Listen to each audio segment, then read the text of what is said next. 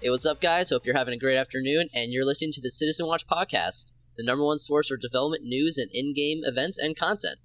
I'm your host, Not True Gamer, and with me is my co-host, the Draconic Tire. Hey, how's it going, everyone? Join us as we launch our maiden voyage of our new podcast, Citizen Watch. And so, as the inaugural show of our new podcast, we want to talk a little bit about how we're involved in the project of Star Citizen, when we got into it, what we want to do in it, what are our hopes and dreams of it. So, I guess I'll start. So, we started following at least I did, started following the Star Citizen project way back in 2014. So, I believe the project started funding or finished funding around 2012, but I found about it in 2014. And the story about how I found about it was a little bit odd. I actually accidentally stumbled upon it. So it was during high school, and I was talking with a friend at lunch, and he had mentioned something about seeing a YouTube video of a space game. And it got me a little intrigued. Now I'm asking, well, what was the game called? And he relayed the events of the story, and basically what happened inside the game is that this guy in about a medium-sized ship, probably akin to what we'd consider maybe a starfarer today, maybe like a freelancer, a little less. At that time, I didn't know any of the names. I didn't know about Star Citizen at all, but he said this medium-sized ship was flying through the space, and he was picking on this little fighter. And he was making fun of him, talking over comms, as there was hailing in this game. And so, all of a sudden, out of nowhere, out of Quantum Leap, and through his mic, he hears the Trollololo song, and these two massive super battleship carrier ships come out of warp and start blasting them and tore them to shreds. And hearing this from my friend at lunch, I was just like, holy crap, this is the most amazing game ever. I have to know what it is. So I spent about half an hour typing in Star Games, whatever, Star Wars, Star Battles, Star Space, whatever I could do to find it. And I actually went up stumbling across Star Citizen. And the first video I ever watched of the game was Chris Roberts' cheeky little 10-minute intro video where he steps into the Hornet, the green screen Hornet, and he talks about his first experience. Yeah, so I found this video, watched it, and after I finished watching it, I had sent it to Draconic Tire, and 10 minutes later, literally 10 minutes later, I get a text saying, "We're buying this game now." And so I think a week later, we went up buying the game. Yeah, it was something like that. Does that sound pretty accurate? Yeah, it was probably... Yeah, I mean, immediately, I think that little intro from Chris Roger was probably like, looking back on it, has to be one of the cringiest things I've seen in a long time.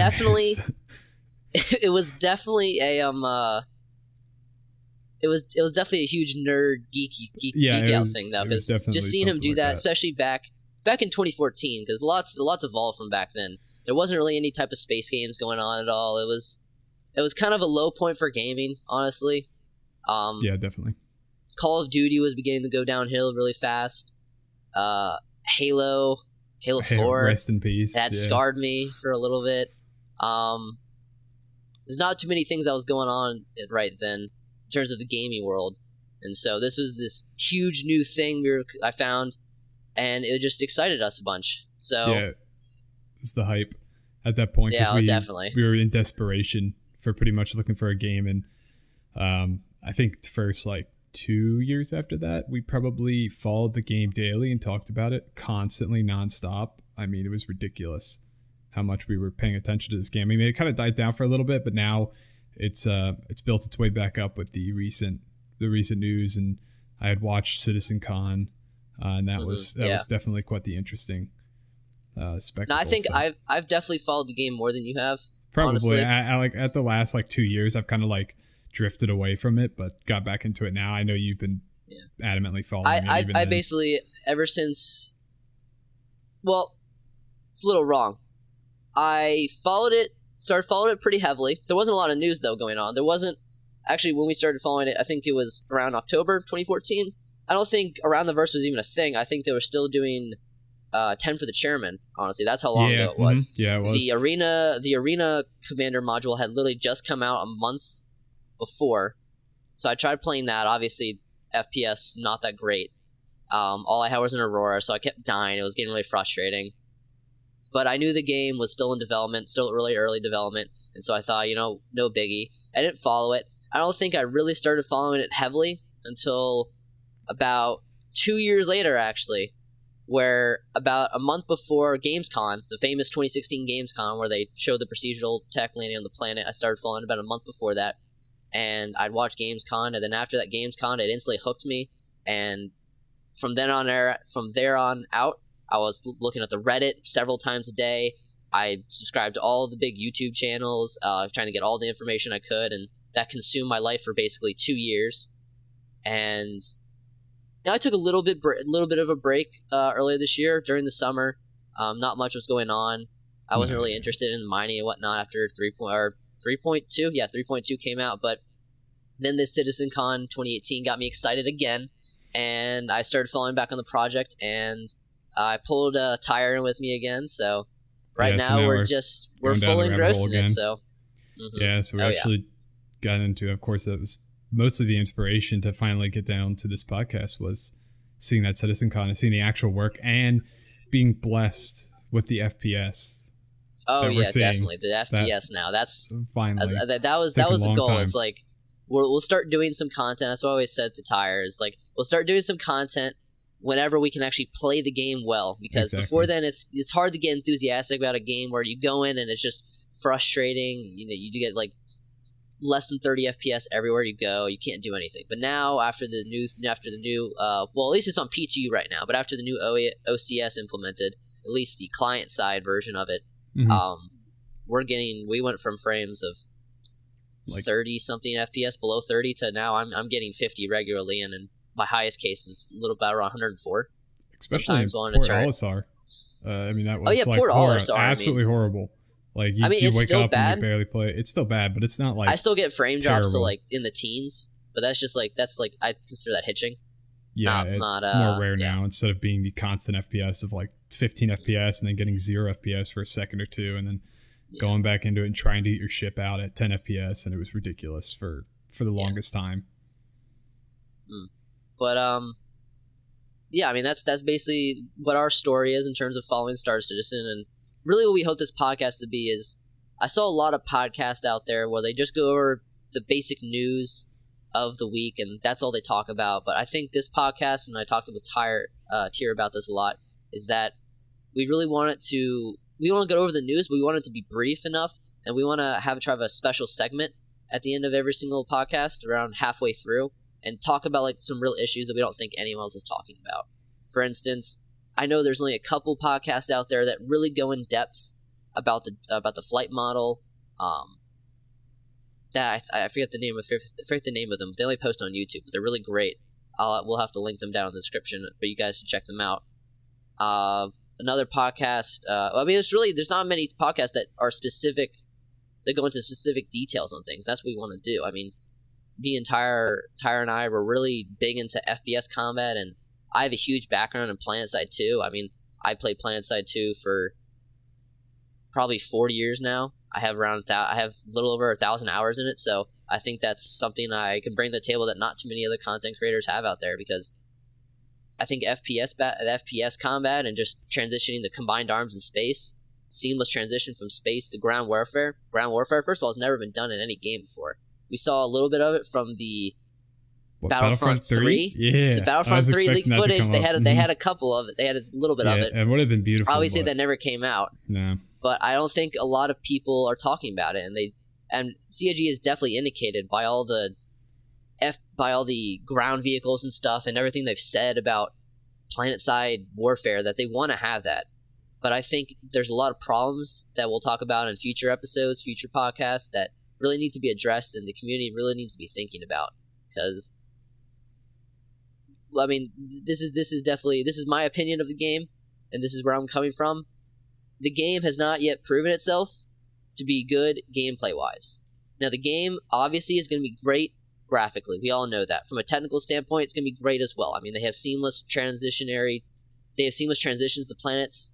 I mean, that's incredible. And they're able to stream. They have the 64-bit engine. They're able to stream trillions of meters of I think it's like trillions of square meters in the galaxy, and no loading screens at all. That's super impressive. But I want them to prove to us that they know what they're doing as game designers, because let's be honest, that's where most games fail. Most games fail in the game design aspect. Yeah, I mean, they have to be fun. I mean, you can't just have a game, it looks cool and there's all this stuff to do, but then you go to do this stuff and it ends up being more of a chore than a leisurely activity. And then it's really, what's the point of playing a game if you're just going right from work to this second chore, second job? It just loses all its entertainment value at that point, and that's where the design aspect comes in. They really have to think about that. It's not something that can be taken lightly, especially at the current point in time where there's not much to do. A lot of people I hear will be like, well, even if they never added anything else, it'd be fine. But I could never see myself like playing this game for a long period of time, even at like the 3.2 or 3.3, even with the FPS increases. It's just not enough at this current point in time. No, they need player-to-player interactions more, I think. The dynamic mission system, that needs to come in. But we'll get to that later. So we already talked about a little bit about our background in gaming. I talked about I spent a lot of time in PlanetSide 2. I have a lot of experience in FPSs. That's what I do. I played a lot of free-to-play FPSs. Big background in Halo. I love Halo. Not as much in Call of Duty, but I have some Battlefield experience. Lot more MMO FPS is what I like. I like big. I like big multiplayer games in general. I don't like the smaller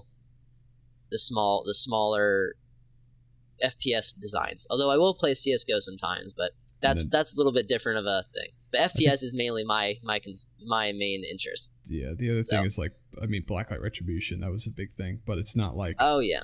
There were some game modes that we were able to play with larger player counts, but they were just kind of, obviously that's not really a game anymore at this point in time.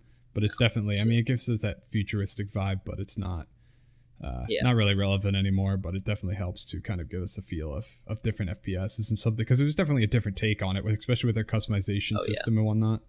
But it's pretty much our background and whatnot. Tyler, you're the same way, right? FPS is a lot. A lot of FPSs. I did play PlanetSide with you for a while, but I have probably, how many hours did you say? 1,000? I probably only have like 300 at this point. No, I have a lot. I think it's my most played game. Yeah, I think I only have like 300. A lot of it's just spent waiting in the map screen. Yeah, it definitely had its issues, and then I kind of stopped right when the construction update, like the mobile bases and whatnot, whatever they called that update, came out, and then because it just didn't go too well in my eyes anyway. So the last thing about the podcast, really just about like what we want the podcast to be. I talked about how we want to do stuff. We have specific topics about issues we don't think CIG or the community is addressing as much or haven't talked about as much. But the big part we want Citizen Watch to be, the reason it's called Citizen Watch, is we want Citizen Watch to be roleplay sometimes as an in-game news organization in a way. So you guys all know I think it's the Mako or the Cora, I forget what it's called, the Reliant Mako. It's the news van. That's what we really want to do. We want to go, we want to view all the big battles, we want to cover them like it's a real news podcast. Get really immersed, do a little role playing, of course, that's always fun in this game, especially with how immersive it is. And just reporting all the community events. The first person to make 1 million UC, that's a big news story. First Bengal to be found, that's going to be pretty huge. That's when that hits beta. Biggest, yeah. That's going to be one of the big things. So just stuff like that. We want to do the podcast as well from a non role play standpoint, but we also want to go in game as well. So we'll have a couple of different types of podcast or videos that we put out. So under the brand of Citizen Watch. Yeah, our hope is to kind of do some content too, of simply overviewing of whatnot, ships and stuff, and of course, as Nitro Gamer mentioned, we're going to want to go in and look at actual events and not only participate in them, but to be on standby and see how the outcomes are, talk to people in them. Especially with org battles, like seeing like how large hopefully they're going to be, or even Defense Against Pirates and Operation Pitchfork. I'm still looking forward to that. That's with the new reality of object container streaming and bind culling and stuff, and that coming in, there's a real possibility that could actually happen. I mean, not to the same degree where there's thousands of players in the same instance, because I think thousands of players. I think anything over 50 players in the same space in any multiplayer game, you don't notice any further than that because they never really have an effect on you. So I mean, you can be around 50 players, but any more than that, and you're never going to come into contact. Their actions are never really going to affect yours at all. To be honest, I don't think so. I think having a couple hundred players in a battle, anything over 200, I think it's not going to matter, and I don't think they have to push it any more than that. I think right now they hold. I think the servers hold. I think they hold 50. The servers hold 50, but the party system in the game can hold up to 64, I believe, which is a little bit weird. But that's probably CIG just planning. Yeah, that's my hope in the future is to have like giant. Of course, I know they split it up into different instances. Is that what they mentioned? They were going to do that because everyone's going to be on. Like you mentioned, the no loading screens and everything. You could see if someone comes in from a different planet, he's going to warp it. He's not just going to appear out of nowhere and just. Well, that's so the instance. The instance talk is what they were going to do before, but now with the implementation, or what they want to try to do with server meshing, try to mesh a bunch of servers together instead of instancing. Instancing before was. Okay. The server detects that there's a conflict going on between two players, and it forms an instance around them. Meaning that if another set of players came into that area where the instance was in the game space, they wouldn't necessarily be able to interact.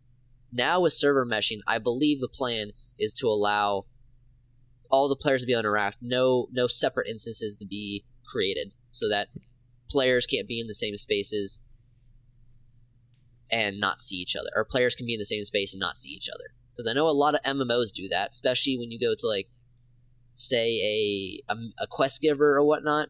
They enter you into another instance. So if there's 50 people trying to talk to the quest giver and only one person can talk to him at a time, they're not going to have a problem. I think Star Citizen actually doesn't plan to have instances for the quest givers, but there's going to be so many. There's going to be at least 5 or 6 per planet.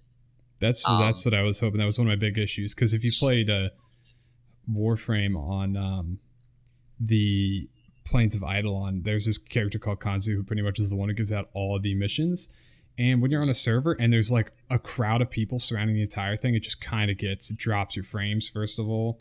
And then it just kind of gets crowded and overwhelming when there's 50, 60, 70 people crowded around one mission giver, not leaving, just sitting there doing like some stupid dances or something. So I'm hoping that they have enough mission givers where that shouldn't even be a problem at that point. Now, is there only one mission giver on that Plains of Eidolon in Warframe, or he's the main one? Yeah, he really does pretty much all of the mission giving. There's a couple other like little things, like you can go around these shops and whatnot, but Kansu's pretty much the one who does everything for you when it comes to like contracts and everything for that actual area. So it does get really, really crowded. Everyone just stands by the doors and around him, and it just is not. It's really not good for immersion when everyone's like clipping into each other and lagging everyone out. Yeah, we really don't know what the dispersion and the density of players are going to be in the final game, at least even when the full stand system gets in, because we only have 50 players on a server right now, and most of the time I'll never see a single player when I play. They're always off doing other missions. They're always finding something. You know, space is big, obviously. I'll only see them really at Port Olisar or some of the main ports, so we'll just have to see, especially when Hurston gets put in, because Hurston's giant. So I don't know if Hurston. Do you know if Hurston comes in? Is Lorville the only landing zone going to be available? Or are they going to have like?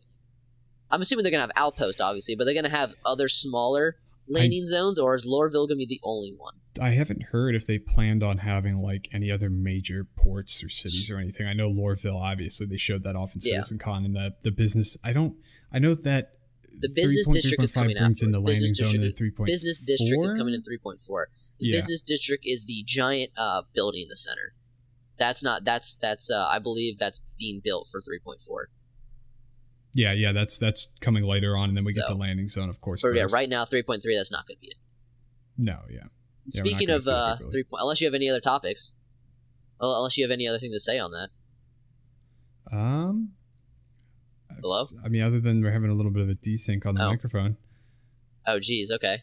Is that my mic or yours? No, I'm like seeing you you talking and whatnot, but it's not it wasn't coming through for a second. So yeah, I think it's better now. Okay. I don't know. I don't Testing know 1, 2, 3. Yeah, we're good. All right, cool, good.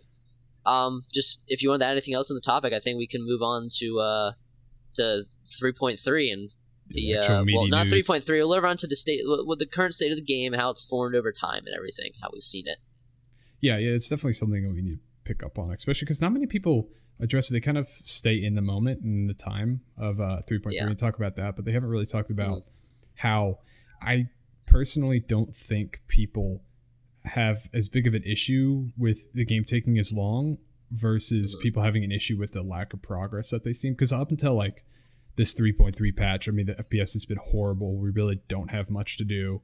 You can mine, do these little missions here and there, but now we're getting mining's locked behind a paywall. Yeah, exactly. Well, as of 3.3, it's finally not because they have the Teach's ship shop.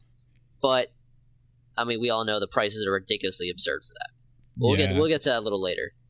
Yeah, we'll discuss that because we're going to get into the 3.3 news, which is what everyone's interested in. Because now, if you've seen on Reddit, they pushed back the PT release onto live. Well, it's not pushed back, but of course, the original period was supposed to be up until the 31st of October, but now it's up to the 21st. Like the 20th. Yeah, the 20th and 21st of November. Let's just address this really quick. The caveat is that just because it says it's going to the 21st doesn't mean that it's actually has to go to the 21st. They could release it any time before then. Obviously, I think the W patch that had just came out, they got patched again. Yeah, the X, I think it's called. The X patch. The W patch was crashing horrible. People were saying they got like 8 crashes in the span of a half an hour. And that's what we had. We had the same problem. We were trying to play Lorville. It was really based around Lorville. We tried to go there and like land so we could go look at the Lorville. You mean Levski, right? Yeah, Levski. Yeah, Levski. We were trying to get the Levski. I wish I was going to Lorville. Well, you kept flying in the asteroids the entire time. Well, yeah, the thing kept dropping us because they mentioned now they changed quantum travel to be limited in the distance. That's why we kept dropping out. Yeah, they did. Yeah. But I guess it's bigger ships with bigger and better quantum drives. You can buy stuff to make you go longer. Get longer distance before you have to drop out and like cool down and respin the drive, which is what we were doing. We got like halfway. We almost went. It's probably like 900,000 kilometers. I think we were getting because we had to make 3 jumps. Yeah. We had to make one jump, the second jump, and then the last jump was like really close to the planet. But it was kind of. I was confused. I thought someone was gonna jump us out in the middle of space or something like that. Did we ever? I think we got the Levski one point. Yeah, we did. We got the Levski. We didn't actually go. We didn't go the Levski. No, we crashed 2 times trying to get the Levski, but we went to Levski. But then we went to. I think we did crash. Yeah, you're right. We wound up going to Selen to the Korea for our first FPS mission, which is, I mean, let's be honest, the AI sucks. I mean, first implementation, of course, Stand still. Yeah. I mean, they hurt a little bit. I mean, I'm not gonna lie. Like I got hit. I got down to like half health, if I can even say that. My body was right. That's all I know. I don't know about the specific health pools, but yeah. I mean, it was entertaining. It was fun. It was cool to see the game progressing. Still was a long way to go. I mean, I think in future, if we look at the roadmap. Future things in the AI, I think 3.4 it says FPS combat stealth is going to be coming in. AI in 3.6 they're going to have different combat styles for both AI for both FPS combat and both flight. So in the next 3 to 9 months, in the next 3 to 9 months we'll be getting more FPS stuff, more FPS AI, improvement, which is good. Because that's like a big thing. Because originally. This was supposed to be like a space sim, but then they've kind of branched out to having all this different stuff. And if even one of those is lacking, like obviously if space combat's lacking, hopefully this new flight model brings a whole lot of difference because it's supposed to be changing a whole lot of things. But if the flight model sucks again, then it's just gonna be a waste of time to even try to fight people and try to enjoy the game. I think they need to get it to where this is because they said they said they were, I think on the Calling All Devs, they said, reverse the verse from last Friday. They said pilots are going to have to relearn 4 years or 6 years of flight. I mean, they're completely redoing the entire system. So hopefully it's better now. Yeah, my hopefully hope is we're not from just the able to. display. Hopefully we're not able to take a Starfare, flip it 180 degrees so that it's upside down and have it hover on the ground on a planet. Yeah. Hopefully that's not the case anymore, because they say your thrusters are supposed to overheat. Yeah, and there's so much coming that we should be. That's one thing I'm definitely excited about, and a whole lot of people, especially with the people coming into the game originally looking for just space combat, and then it was not that good. I mean, no, nothing in the game really right now is the core. Amazing. The core of the game, combat, flight, movement, it still feels very, very janky. I guess it feels very rough. It needs a lot of irony now. It doesn't feel satisfying. So they definitely need to fix the animations for just FPS walking in general, and they need and hopefully this new flight model, the foundation is good, the base is good, and they're going to be able to tweak it and further move on to having ships feel differently, because that was the real problem, is that ships just didn't feel different at all. No, they were all kind of trashy, and they felt the same, and they weren't rewarding for players who understood the mechanics more, because everyone could kind of do the same or similar things with their fighters, and hopefully this will pretty much change everything. Yeah. So like we were saying, the patch was supposed to release 3.3 was supposed to release what, early quarter 4 or end of quarter 3, right? That's when it was supposed to release, end of quarter 3. So the end of October, right? I think end of September. Yeah, end of September, but then it was supposed to release, and then it was early Q4, and now we're going into mid Q4, because it's Q4 is what, October, November, December. It's already Q4. November. You're right. Yeah, this is the 1st of November. Wow. Yeah, they're really behind. They're over a month behind. And that's one of the big issues I heard. I was listening to the Redacted podcast for a little bit.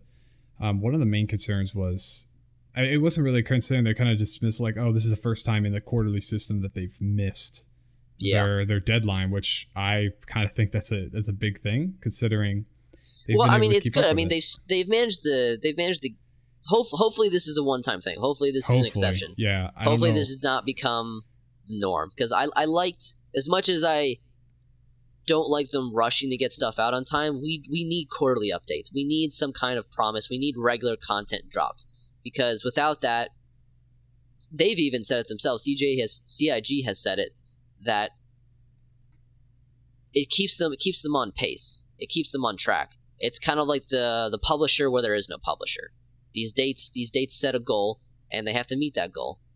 Yeah, definitely. Now, do I want them overworking, or I'd rather have them hold stuff back or implement it, as long as it's not crushing or anything in an unfinished state, than just not release anything for a year. 2017, we're looking at you, and finally have it out at the end of the year. You need to release some stuff. So hopefully 3.3.5, which is supposed to include Hurston, comes out really soon as well. So yeah, I'm guessing the PTU the PTU is going to go live, I'd say in less than 2 weeks.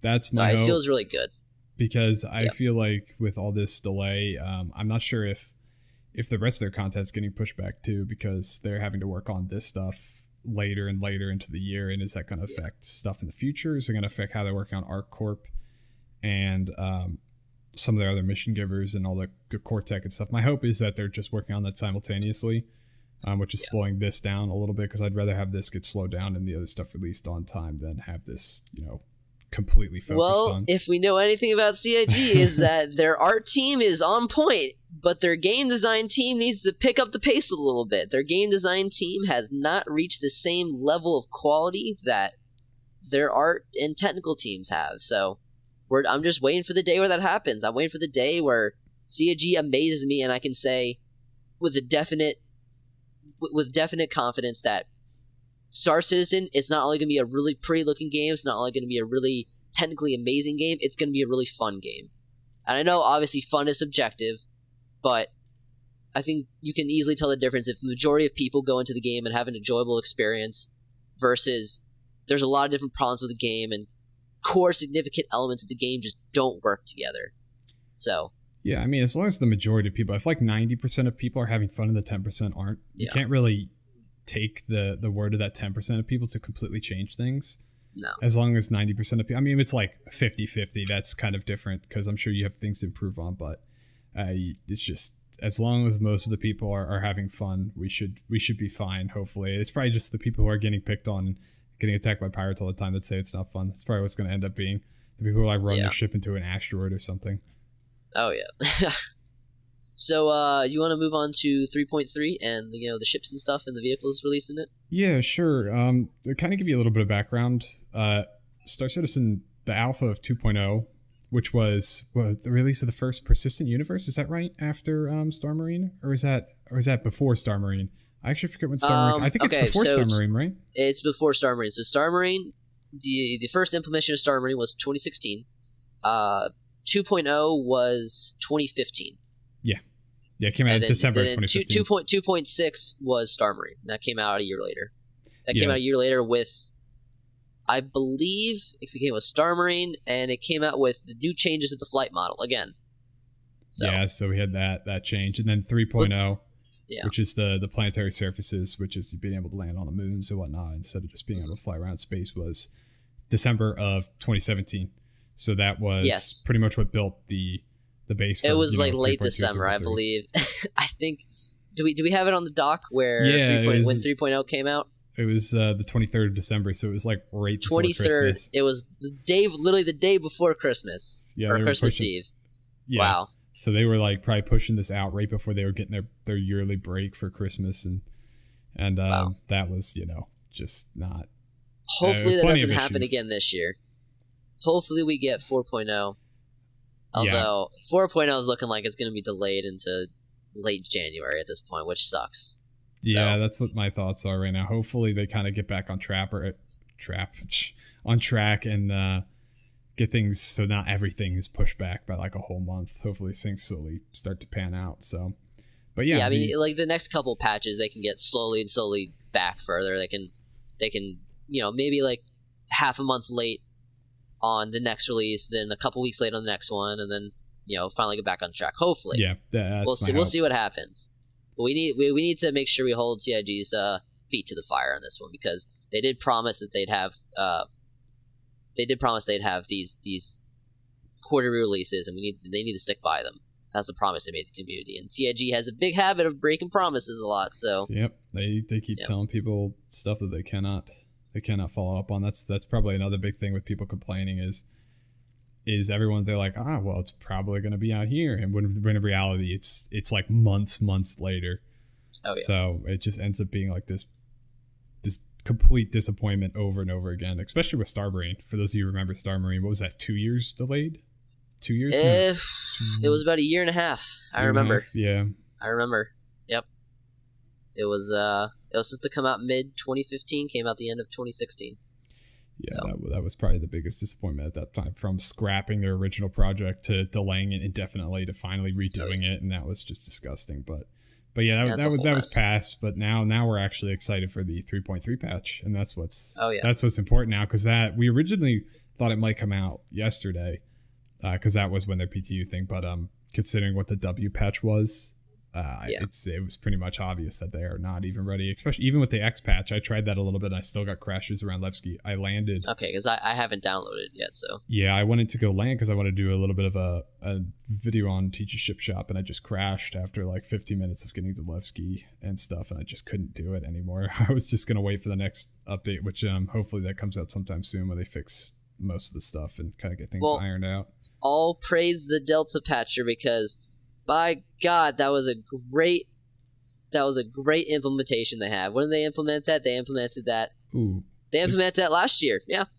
Yeah. Last year for 3.0. Yeah, it was for 3.0, because then we get the quarterly patches 3.1, 3.2, and now 3.3. You don't have to re-download the entire game, all 45 or how many? It's like 40 megabytes or something, or not megabytes. I wish it was 40 gigs. 40 gigs. Yeah, and then it's only getting larger and larger as the patches go on content. So, yeah, that's probably one of their biggest successes is that patch. But now we're getting to 3.3 in the Q3, but now Q4.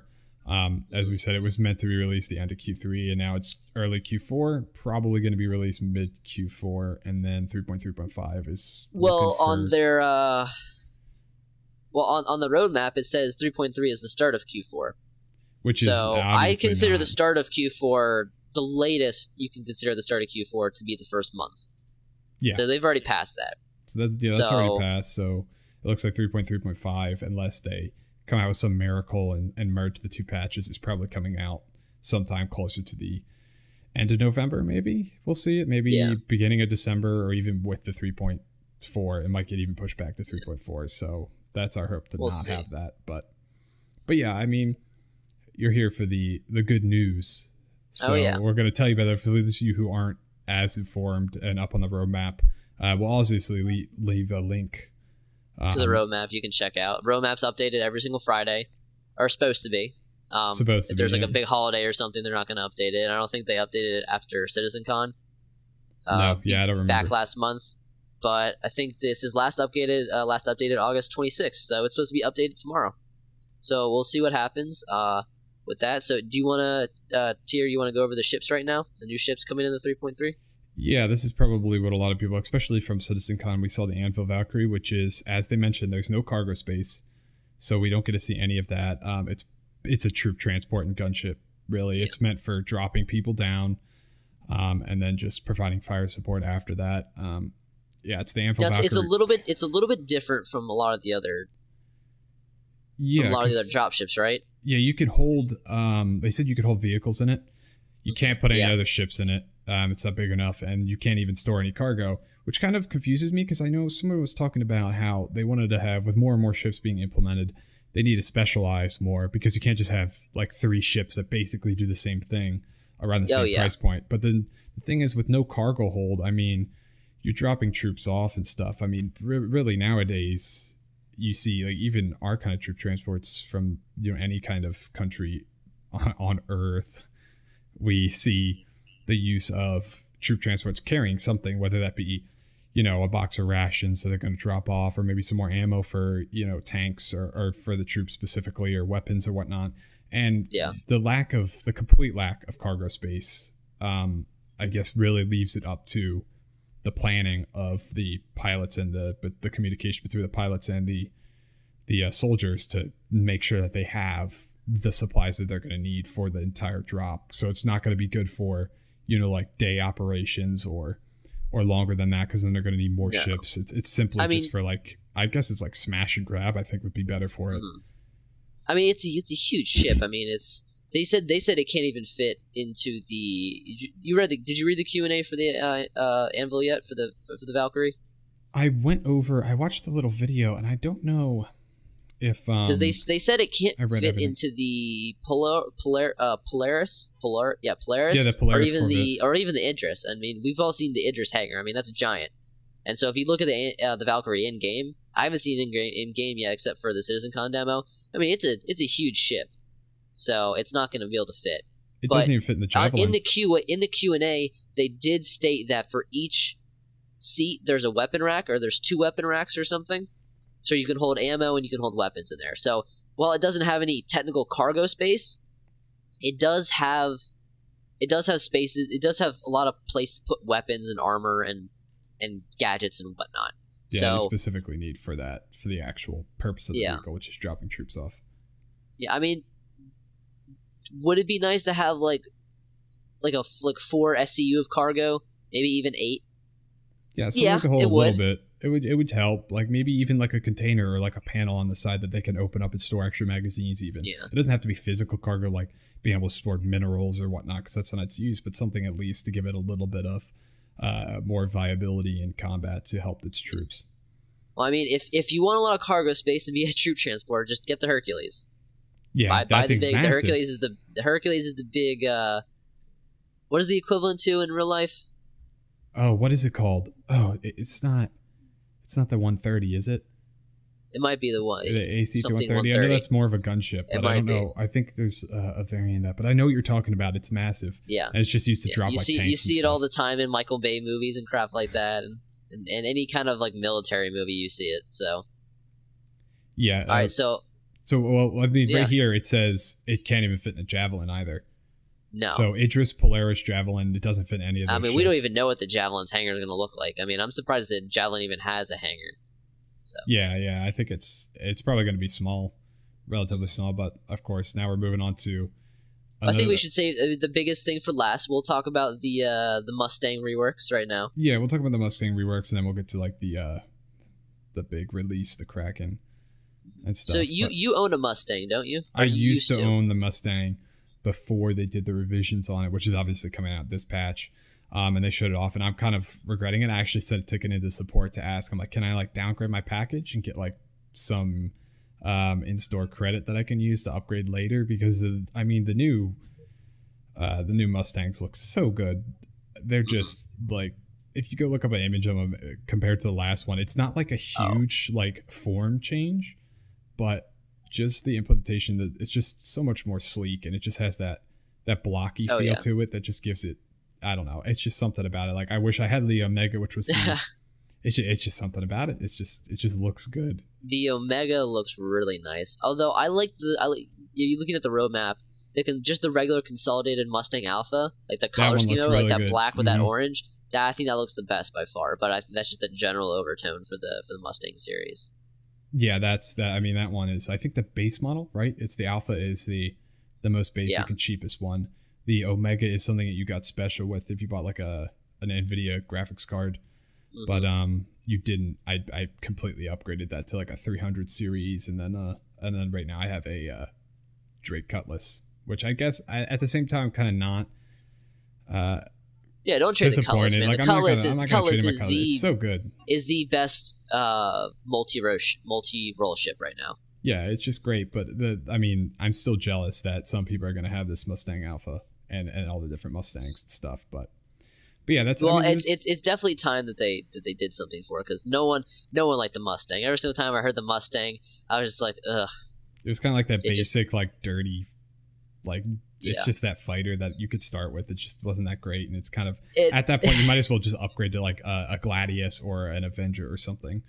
It seemed like one of those knockoff cars you see. It seemed like it seemed like one of those cube cars that you find in real life. Soul? No, like just like the really boxy cars. Just like in general, they all look square, but then there's just some it's like they're not meant for aerodynamics. See, they're not meant to perform well. They're not meant to good gas mileage. They're meant to just be different. That's all they're meant to be. They're meant to look like a box. So it's pretty much that. And then, there's not much more for the Mustangs. Obviously, the visual update is the biggest thing. The revised Constellation Phoenix. I actually haven't gotten to see anyone using the Constellation Phoenix.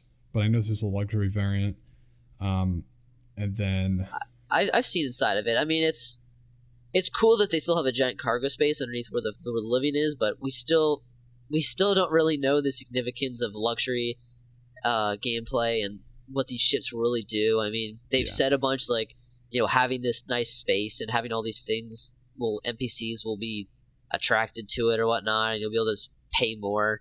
I guess they'll base it less off the stuff you have in it and more just off the ship, more just off the hull. I don't know how it's gonna work. That's what it seems like gameplay is gonna be. That type of gameplay doesn't really interest me at all. No, it's just kind of, I'm more into the combat as well. I'm more into combat and exploration. Yeah, because I knew we originally wanted to do mercenary work and bounty hunting and stuff. Yeah, I still want to do mercenary work. Definitely mercenary work. I'm still is definitely my main thing. So that's why we kind of stuck with the. I kind of stuck with the Cutlass because it has so much in it. It's got you have weapon racks and places to sleep and plenty of cargo space. But, best multi-row ship out right now. Yeah, but I'm gonna get back to land vehicles for 3.3. Oh yeah, land vehicles. So all the new Cyclones came out. Well, no, there's 5 variants to begin with. There's the base Cyclone, and then we'll go down the list. So we have the Cyclone AA, which is obviously anti-air. I haven't seen this in game yet, and I haven't seen anyone shoot it. I don't even know if is it even in the current 3.3 build on PTU? I don't actually. I can actually really quick see if 3.3 any of it, because I haven't heard anyone talking about it at all. No, I would have thought that we'd seen some videos or something posted of people shooting aircraft with it. I've definitely seen the Cyclone TR, the Cyclone, the one with the ground, the anti-ground weapon done, but I have not seen the AA one yet. So I think it's in. It's just people just don't use it because I mean, like how much like in atmosphere combat are we seeing like right now? It's really not. We're not really seeing any combat. I mean, any kind of combat between players is extremely rare, and usually a lot of times you see these big battles that happen. I mean, they're planned out, so it's very rare. Which I hope in the future the dynamic mission system, like I was saying earlier, hopefully that fleshes it out and we get more of those consistent fun fights. So and even larger scales. You know, the rest of them is the RC, the racing variant. Just I think it has a boost, goes faster. Yeah, it goes fast. I think that's it. Yeah, I think that's pretty much it. It probably better handling. And then there's the RN, the reconnaissance one, which, to be honest, we don't know a lot about scanning yet as well, and this could just be the Cyclone variant that Be tough, go fast. No one might use it because all the others just might be better to have than having this RN variant. So I mean that's what happens a lot of times in games. I mean there's the meta, especially a lot of stuff in the same category are very similar. People won't use all of it because there's no point because you'll just find the one that's the best. That becomes the meta, and that's what everyone uses. So we'll have to see what happens. Yeah, the last thing, I know the Kraken isn't coming out in 3.3. We don't even know when that's ever going to come out. Of course, they released it at CitizenCon. They showed it off. That was obviously a big hype. But what's actually coming out this patch is the Aegis Hammerhead, which we've seen plenty of stuff on that. I mean, just everyone using all the Gatling cannons and stuff on it. And its implementation, it's not massive, but it's a capital ship, correct? It's considered a capital support ship. It's considered a capital ship, yep. It's considered a capital ship. Yeah, so it's really, it's called the Hammerhead for a reason. It's got, the weird front to it that looks like a hammerhead shark. But other than that, I mean, if you've got, what was the price of it? I think it was like $750.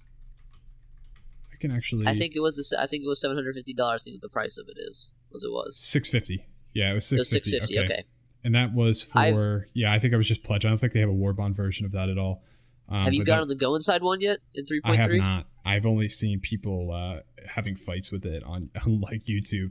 All these people who bought it and having like these hammerhead fights or just like shooting all the guns at once and stuff. They're super expensive to rearm. Yeah, I mean they have so much on them. They have so many guns and turrets and all the missiles and everything. It's got to be ridiculous if you just start dumping. 40,000 UEC is what one guy said he had to spend to just rearm the entire thing after shooting all the ammo out. I mean that's 40,000 UEC. I mean, what do you do? What do you normally get on a standard mission in Star Citizen right now? About 1,000. You have to complete 40 missions just to rearm something that you can probably shoot all the bullets within 10 minutes. I mean, 40 missions. Holy crap! A mission right now takes a good half an hour at least. A lot of times. Yeah, I mean, most people probably don't have stuff for mining either. So that was like a very lucrative way of making money, but it's just not. It's something very like few people. Mining is definitely the best way to make money right now. Yeah, and very few people have ships that are meant for mining, and it's just not. It's not a viable means of making money at this current point. No. Unless you've spent all that money, real money and real currency on the actual shipping game. But yeah, that pretty much sums it up for the ships and vehicles. Nothing too ridiculous and overhyped, but the other thing are weapons and items. We see the Karna. We actually got to use that a little bit. Karna's pretty cool. Yeah, it's like I didn't get the. I mean, I got to use it in. I think it was 0G. So I couldn't really hear the sounds as well. And then disappeared. Yeah, and then it disappeared. That's a huge problem that I've had since 3.0 came out. Is that I'll switch from my weapon, even in Star Marine. I'll switch from my weapon, and my primary will just be gone. There's been a lot of times in Star Marine where I've been left with only a pistol, and I'll restart the game and I'll delete my user folder and everything, and still nothing happens. So that's why I just stick to the PU now, because Star Marine and The arena commander. I mean, those are they're a joke. Let's be honest. I mean, there's nothing going on with them right now. They've been completely pushed to the wayside. Yeah, that's just, this weapon is something you can easily just pick up at the weapons depot, and then it says nothing magical, nothing special, and then we see the dominant series for Hurston Dynamics, and then the attrition series from also Hurston Dynamics. This is probably getting ready for the Hurston Business District and stuff, where they're probably going to have more, brand focused in Hurston, as we see. And then, but the big things are, we sell rest stops too. Those are really rest stops are in. I have not been to one yet, but apparently they're in. Yeah, they're really interesting. I mean, they have places to refuel, repair, I believe. And then what I want to know advertisements. What I want to know is, I mean, other than that, what's the gameplay around them? Yeah, I mean, are they literally just there to stop, rearm? I mean, yeah, I think that's like it for like jumping in between like large distance jumps between planets. I think it was there for. I mean, is there going to be like any, like? I mean, because I mean, I see that I see that getting irritated. I mean, strategic. I mean, I don't think you can really capture them, but it's. I'm thinking in the future, it's just going to get annoying. I mean, you have to, because you can't quantum fully because you run out of quantum fields. So you have to go and stop, and you have to do this. I mean, there should be some kind of. It shouldn't just serve one purpose. What I'm saying for the rest stops, you should be able to branch out and do different things for them. So maybe there's some person there, maybe not a mission giver, but maybe some person there will be like, help, there's a swarm of pirates attacking me, and you can find people like that at the rest stop and then go there, because a rest stop is kind of have like a job board. I mean, I mean, look in real life. I mean, I don't like to make real life comparisons a lot in Star Citizen, because I think basing video games off of real life is stupid, because real life is not fun. That's why we're playing a video game, to escape real life. But I think this is an exception, is that in real life, rest stops, I mean, you'll find people from, especially in America, you'll find people from all across the country there. I mean, there can be anyone from any different state. I don't know about how it works in other countries. I know other countries, they're a lot smaller and they usually take trains. But in America, where you're driving on the highway a lot of times in cars, rest stops, I mean, you'll find people from everywhere. And so hopefully we'll find people from different planets, maybe even different systems at these rest stops. Yeah, maybe some. And so they'll be able to tell us some interesting stories. Yeah. So I hope there'll be like posting a job board in there even. That'll be a good idea. Like having like a wall, like a digital wall, or someplace where you can attach your mobi-glass to, that gives you some more missions and whatnot. Because I don't see myself like having a ship that's not equipped to quantum jump between planets, because I feel I'm gonna get a better quantum drive for my Cutlass, and hopefully like a bigger tank or some take up some of my storage space with some quantum fuel or something along those lines. Because I don't want to stop at a rest stop every time I want to jump between like Hurston and ArcCorp. No, I mean, that's just going to get annoying. I mean, you have to think about the 10th, the 50th, and the 100th time you do things in video games. I mean, stuff's pretty cool a lot of times in the first few times, but afterwards it's just, all right, can we move on, please? Like, this is just getting annoying. I mean, bravo to the people that can tolerate that stuff over and over again, but I think the vast majority of gamers out there, it's shiny for a couple minutes, but it's a one-trick pony. I mean, you get bored of it really fast. I think that's a huge thing Star Citizen is going to have to overcome and have to keep in mind, is that this immersive factor they keep trying to go through. I love it, but it has to be done right, where it's not irritating to players. Yeah, because otherwise you're going to get people rage quitting the game because they have to do an animation every single time they want to do something or whatnot. Right now, I think they have it down pretty well, pretty pat, but stuff like the interaction system, like there needs to be a quick action for F instead of having to hold down F every single time you want to do something, I believe. Yeah, I think they talked about it a little bit in one of the calling all devs. I think they said that they actually had something planned to not have to hold down F and click on things. Like it was a while ago. Yeah, it was a while ago. But that was definitely something that's super annoying, that if I have to do every time I want to click on something, I'm going to lose it, because it's already annoying right now. But yeah, back to 3.3, we have, for those of you who want a new mission giver, we have Recco Battaglia. Battaglia? Like I have not seen her in. I don't think she's in. I've seen people interacting with her. I think she's on Levski. She's on Levski. So there's two at Levski now. There's the hologram guy. I forget what his name is. And then there is Recco Battaglia. Exactly. Dude, Battaglia. Okay. Yeah, She's got like a Battaglia. cyborg arm or something, or like She looks like she's just ripped, dude. She's just absolutely ripped. Do you see her like other arm? She's massive. She looks like she could beat the crap out of me. Yeah, definitely. Yeah, she looks like she could choke me and lift me up with one hand. She's massive, but she's a mission giver. I actually, she's in Levski, but yeah, I mean, it's just another one of the mission givers. Of course, it'll add some diversity right now, and we don't really have many. That's good. We have some new armor. I kind of looked at it, the Virgil True Diff Pro armor. It's okay. Yeah, it's new armor. Yeah, I mean, it gives us more variety. Like it does the same stuff. Things, it's still the same resistance. Yeah, pretty much. And then with the Odyssey flight rework, I think that's in the game right now because the suits do look different and they definitely look nice. The undersuits for the Odyssey RSI Odyssey flight suit. Is this the default one you spawn with? I think so, I remember. Right? Yep. Yeah, it is. It definitely looks nice. It does look a lot better. As long as they don't redo it another 6 times, I'll be fine with that. So that starts right now. Everything gets redone.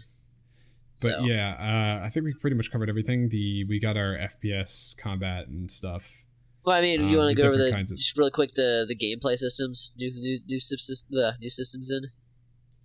Yeah, definitely.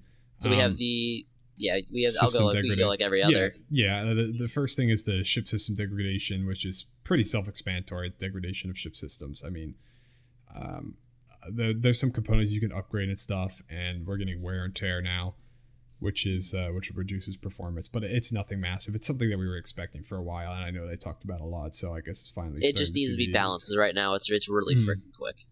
So. Yeah, I haven't really seen much impact right now, but yeah, it's definitely something we'd like to see the start of. Yeah, we have the scramble races as well. I haven't participated in any scramble races. I think between the both of us, I'm the only one that has a Nox. Or I'm the only one that has a ground vehicle in general. Mm-hmm. Nox, I've not been able to get it there because the only way I'd be able to get it there, I believed, because you have to fly stuff there, right? You have to be able to fly your vehicle there. There's no spawn. Well, I mean, I guess you could spawn it on the planet. But then you have to drive it all the way over. So I mean, it's probably just easier to carry it in your ship. Oh, can it occur in space or on the ground? Huh. Yeah, I don't know how they start. The ground. Yeah, I haven't went on my way, but I heard that it kind of seemed like they would be really lame, but they're actually pretty fun. As long as they work, because there were some issues with it recently where despawning and it was stopping of the actual tournament was just canceled altogether. But hopefully they flesh it out, and it seems kind of like a throwaway gameplay system, honestly, to me. It's really not something maybe, but hopefully in the future this will become kind of like the side activity that racers can do, because I know there's not a lot of content in for racers right now. There's not a lot of content in for people who want to do racing stuff. So hopefully that turns out better. That was like a big thing. Like there's so many ship variants for racing, yet we really don't see much. We saw the mini game that's in. Did they remove that? Because I know you used to go the racing race. Like it's not persistent universe. You mean a ring commander? Yeah, they still have that? No, they still have that in. Oh, yeah, because no one ever talks about it because it's just kind of trash. Astro Cup, I believe. Yeah, I played that like once or twice. It's really just people are waiting for the new flight model, I believe, is what everyone's kind of banking on. Yeah, I could see that. That's a scramble race. Now we're going to go into like the missions. Obviously, FPS combat missions. That's big thing. There's some improvements to retrieval and delivery missions, but that's nothing like added or major. It's just a little bit of a polishing and whatnot. But the main focus is the FPS combat missions that we get this patch, which are fun. We actually got to do a couple. Obviously, plenty of glitches and stuff. We went to Korea. Is that how you pronounce that? Yeah, we went to Korea. And then we tried to go to another one, right? And then the game crashed. Yeah. Yeah, so we didn't get to do more, but obviously they have some work to do.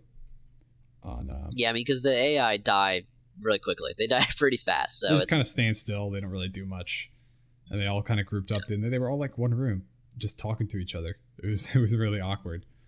Yeah, we kept trying to find the last guy. The last guy was like hidden. I don't know where he went. Ended up being in the same room we killed everyone else in, right? Oh yeah. Maybe he was laying on the ground. We lost all of our secondary weapons. That you had the Karna and I had the custodian. You had the car.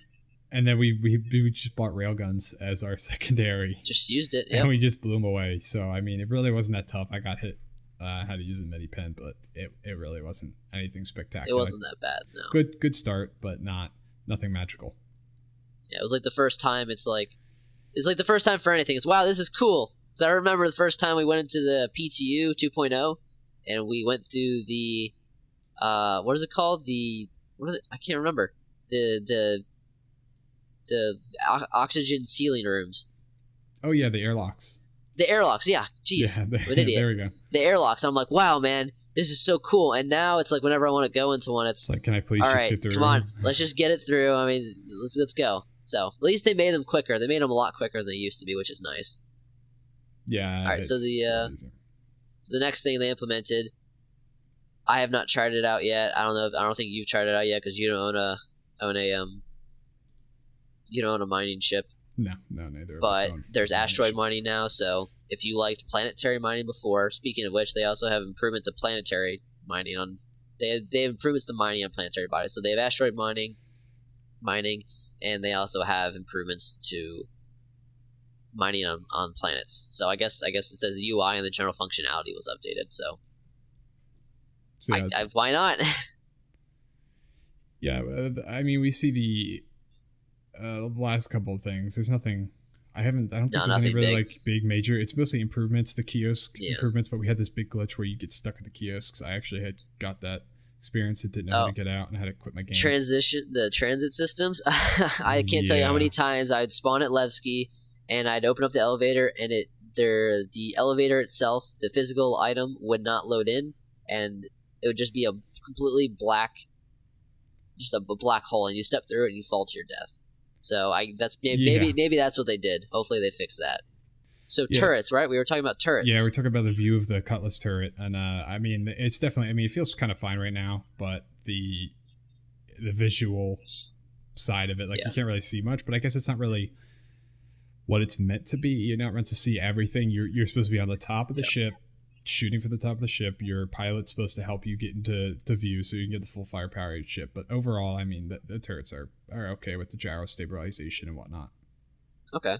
Yeah, I mean, it's pretty good. I mean, the gyro stabilization, like I was saying before, it helps a lot. They're not perfect. The turret gameplay isn't perfect. It still feels like, I mean, CIG talked about being like, oh, you want like the best turret gunner because, you know, there's a big skill ceiling for it. It doesn't feel like there's a big skill ceiling for turret gameplay right now. It feels kind of like I could master it pretty easily. So hopefully they do and implement more things.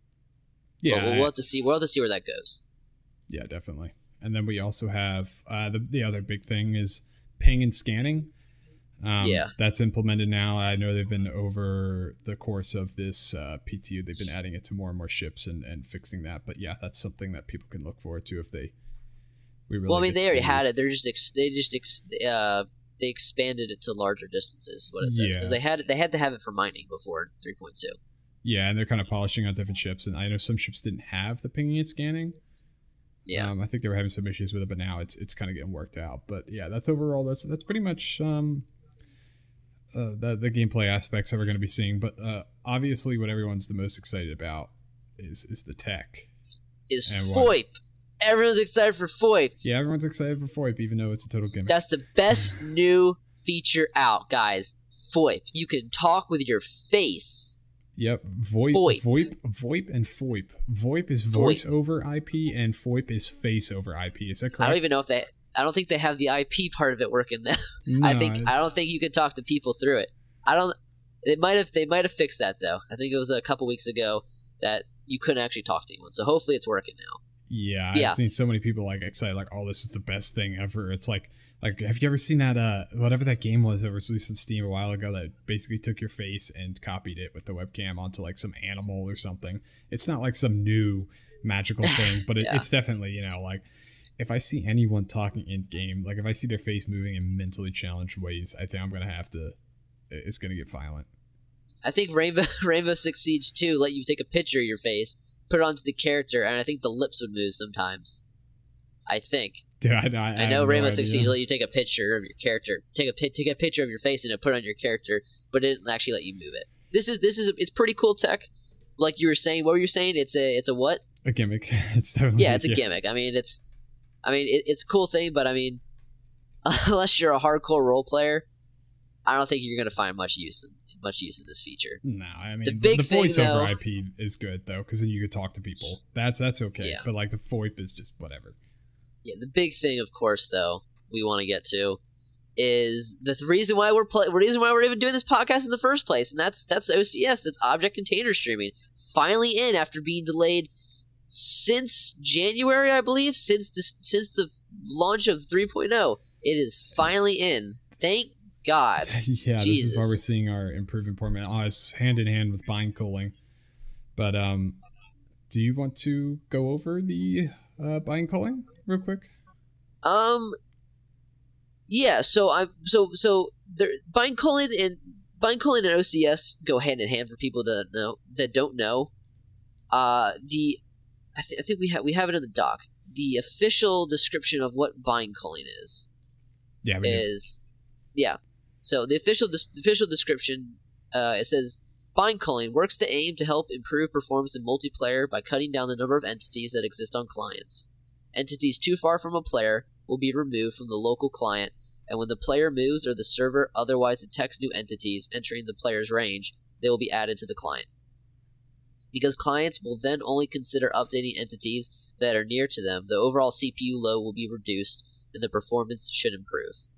So, Not talking in technical jargon, if a box is far away from you and on another planet and someone picks it up, the server isn't going to tell your player that they picked it up. It's going to keep that data separate, because right now the server, or before, right now the current 3.2 build, the server is talking to every single player and relaying every single thing that they do to every single other person. So the more people you add, the more network and the more CPU, the more data is coming in, and the more your CPU has to process, the more your RAM has to take in. Yeah. Now with super layman's terms, if it's close to you and you need it, it loads in. If it's not relevant, it doesn't load in. So exactly, yeah. It's pretty simple. It's pretty. I mean, they write it out to be so complex because I guess it's just because they have to communicate in technical terms. But it's really, if it's not relevant to you, it's not going to update on your client or server, and it's not going to degrade your performance at all.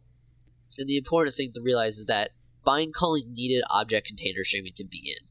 Like, bind culling is the big thing to improve performance, but they stated a lot of times why it kept getting pushed back and further back is that object container streaming wasn't finished yet, and it was a throw up.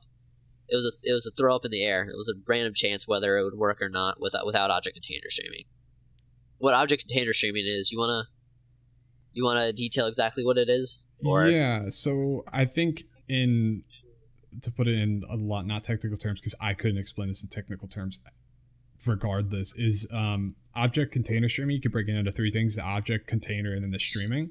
The object is pretty much anything in the universe, whether it's a planetary body or a cup of coffee or a ship or whatnot.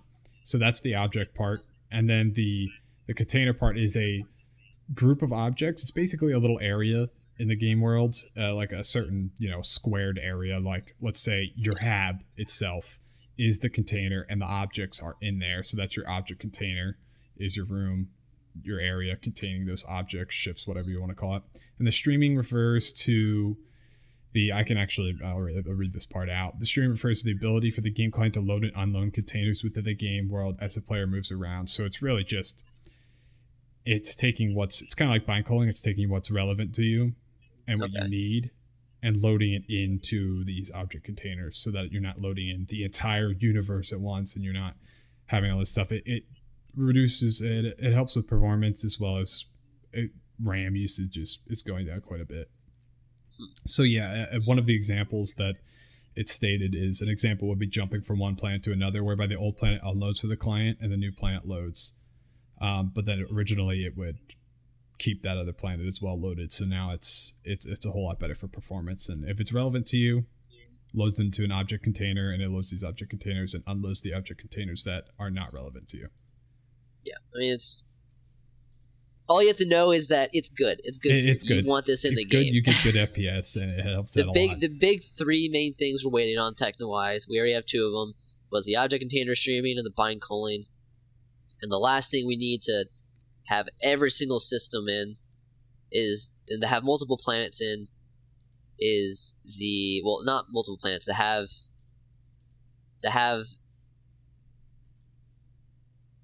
I don't know.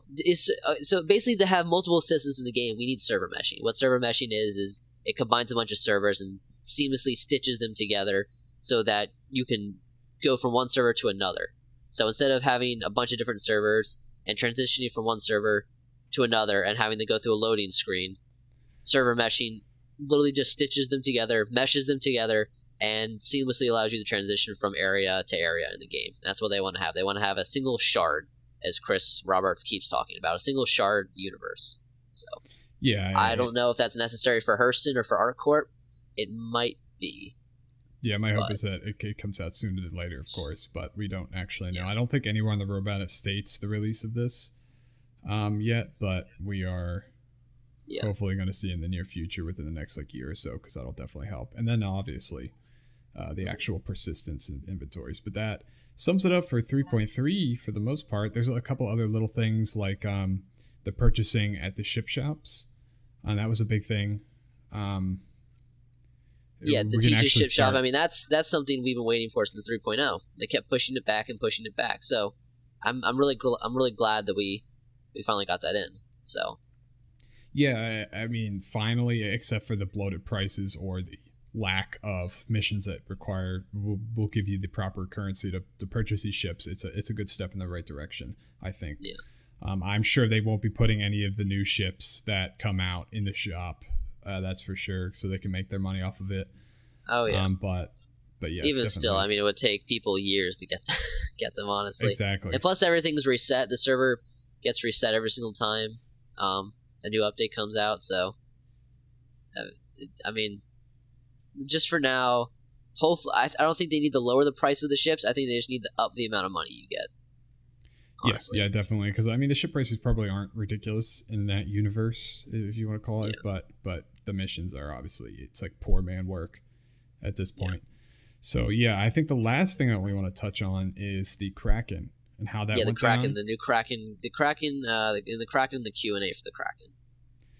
Yeah, because for those of you who didn't know, for the Kraken, what you were meant to do to get into the sale is they have a different format for this one. Well, what do they usually do? Let's discuss what they usually do for the sale. Well, I mean, normally they just. Why is the Kraken different?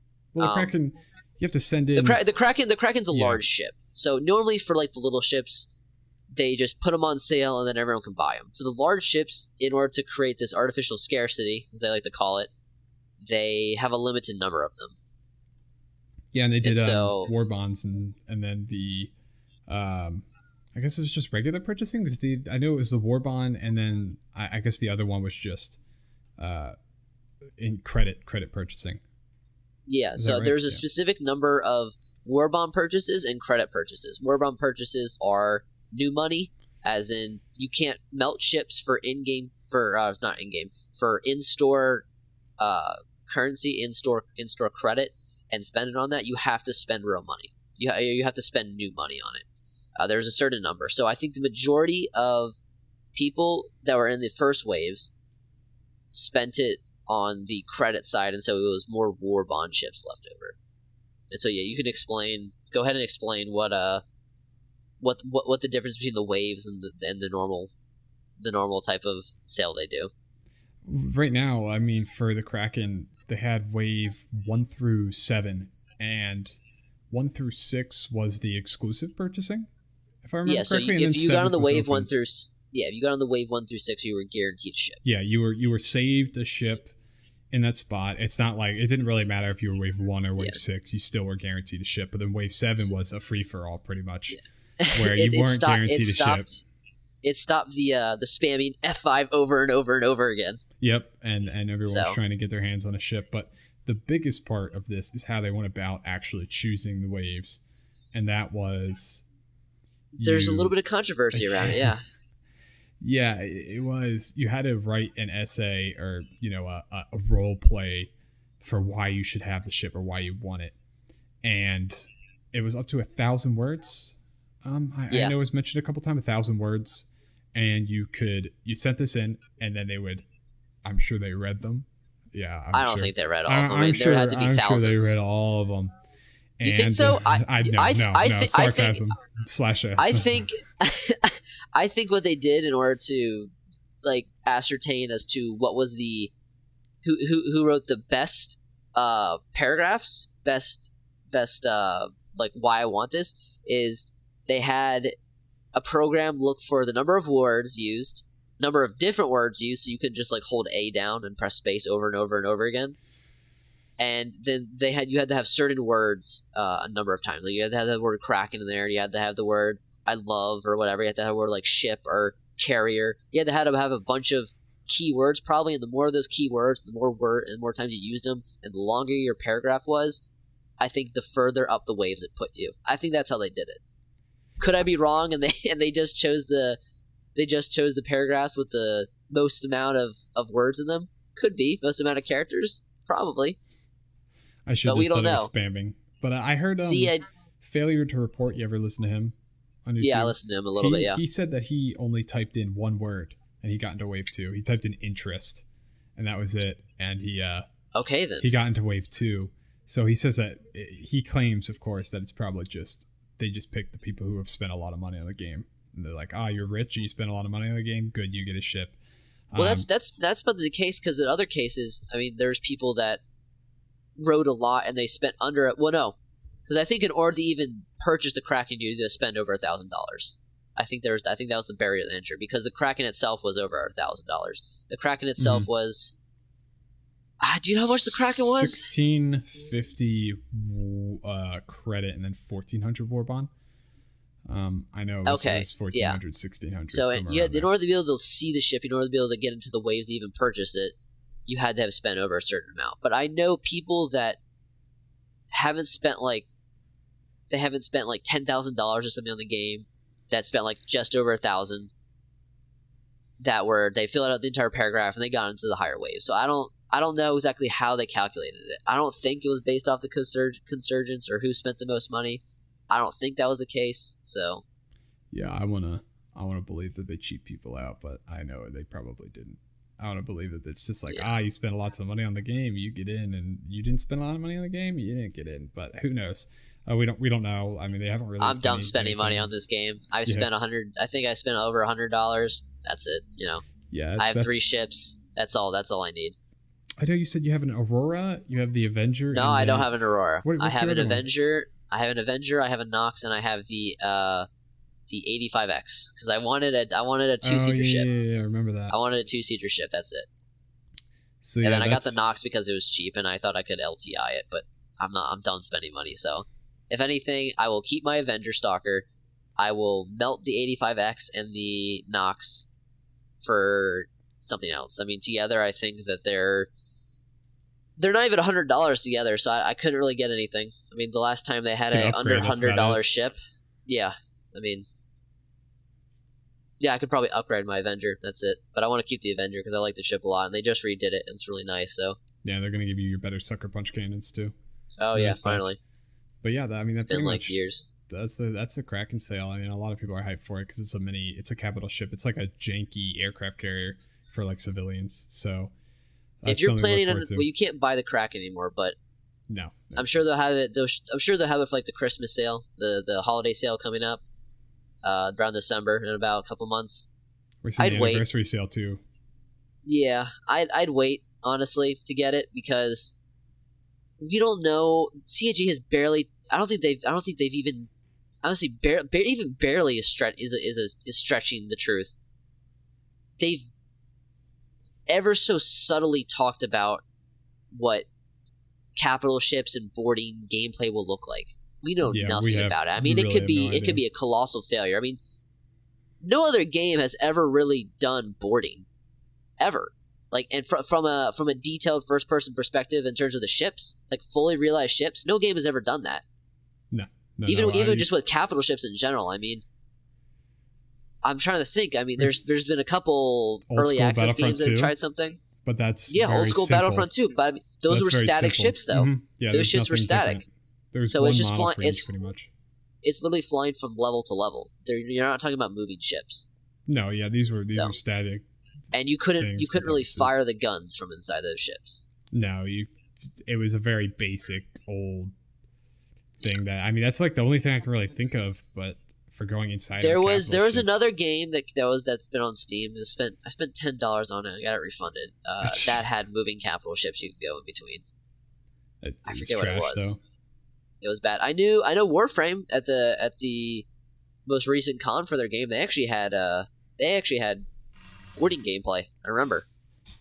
That's the only game trying. I mean, no other game has really ever done it to this level. So just save your money, wait, because you have no idea if these ships you're purchasing are even going to be viable in an FPS engagement. No, you don't know if they're going to be fun. Yeah, so that's the big thing. But yeah, that pretty much sums it up. Yeah, we kind of touched on everything. We've gone through everything. 3.3 and this podcast, we just wanted to talk about the news of 3.3. Future ones will be definitely different. We'll be having a specific topic we want to talk about at the end. So we'll get through the news pretty fast. We'll go over the standard things like calling all devs, around the verse, reverse the verse, and then we'll do our special segment at the end. Yeah, we'll discuss a topic, and that'll pretty much take up most of the podcast. Is my thoughts compared to like everything else, but we're still trying to feel this out. Give us any advice if you have it. I know my background right here is really crappy. I set this up really quick, and the lighting's really terrible. But yeah, this is our first podcast. We're trying our first episode of this, so we're trying to figure everything out. Hope you guys like it. So just talk about. I guess we'll wrap it up and we'll go to the house cleaning. Where can you find us, and where's the podcast gonna be uploaded to? So I think for the start, the actual video and stuff, which is going to be a little bit rough for our first time because of our a couple of issues we had, will be on YouTube. Of course, we are going to be posting the audio directly onto SoundCloud. From now on, we're going to Twitch stream. As long as we get some of the kinks worked out, we're going to Twitch stream so you can watch video on demand there. And my hope is to create an RSS feed for podcasts to post on Spotify and iTunes, but right now that's more of a future thing. So confirmed for this episode itself, you're going to be listening to it on SoundCloud or YouTube, and for further in the future, check us out on YouTube, Twitch, and SoundCloud. If you're watching the video, you can see our little we have our usernames and whatnot laid out right under our nameplates and whatnot. But for those of you who are listening to the podcast, you can find us on Twitter as well. We'll be posting some updates on Twitter at CitizenWatchSC. And on Twitch, we are also CitizenWatchSC. We kind of got lucky. Then YouTube, CitizenWatchSC. You can look us up there too. And SoundCloud, you can search us up as CitizenWatchSC, but I'm probably going to be changing the title, be something like Citizen Watch Star Citizen, so that we'll link this all down in the description. Yeah, of course. But so yeah, I mean that pretty much covers where we're going to be posting it. If you're looking for actually on SoundCloud, we're just Citizen Watch. We didn't actually have to use SC at the end. So yeah, we're just Citizen Space Watch. You can look us up on there. We'll be posting this episode today. If I get my butt working on it, which should be pretty simple. But But yeah, that's pretty much where you can find us at. We appreciate you watching. Yeah, thanks guys for listening to the first podcast that we did. This is a new thing for us, and we hope you guys appreciate it and hope you guys enjoyed it. And we're definitely going to improve on everything we do, and hopefully we're bringing something new, because I know Star Citizen right now probably has more podcasts than any other game, really, just because the development of the game there's so much information coming out that it's so easy to talk about it rather than other games. So we appreciate you guys listening to this, taking the time to listen to it or watch it if you're watching on YouTube. And hopefully we can provide you guys the content and the entertainment you guys really want. So thank you. Yeah, and also for the future, our plans were to stream and to upload on Tuesdays. I think it's around 2 o'clock. Was that right? So we'd be streaming Tuesdays at 2 o'clock EST. Eastern Standard Time. Yeah, I probably should keep that in there just in case people don't know. But, yes. But that'll be on a Twitch, and then later in the afternoon we'll be uploading everything to our YouTube, SoundCloud, and hopefully in the future Spotify and iTunes and whatnot. But yeah, that pretty much sums it up. We appreciate anyone tuning in and listening, and any feedback that you want to give us. And I hope you have a great day. All right, thanks, guys. Have a good one.